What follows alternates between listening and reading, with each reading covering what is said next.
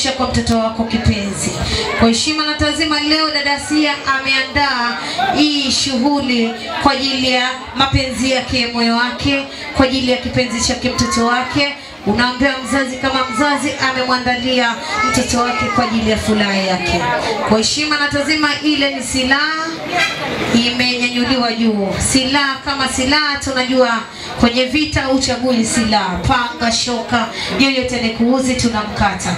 Sasa leo mimi MC Ndogo Umbo natumia silaha ya kisu kwa ajili ya kukata wale wanafiki wasopenda maisha ya watoto wenzao, wale wangu wanafuatilia nyota za wa viumbe wenzao, wanataka kufifisha nyota ya watoto wenzao, wawe machizi, wasojielewa, watoto wasojitambua, wapige debe, siju mazombi. Lakini leo hii dada Asia mtoto wake na mkabidhi maisha yake kwa ajili ya sukadi yetu ya leo.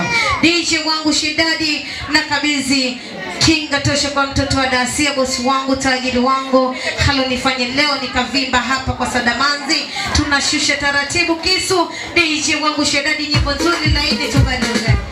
Taratibu na leo. Yes. Sajili Asia. Kata keki taratibu na leo tele kazi.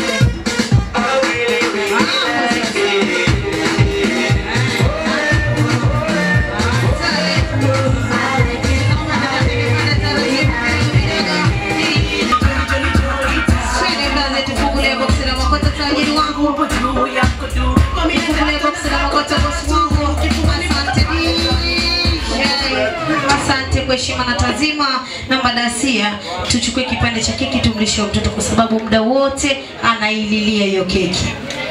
Namjua tajiri wangu aliingia kwa furaha, kwa heshima na taazima, lakini sasa hivi anasinzia.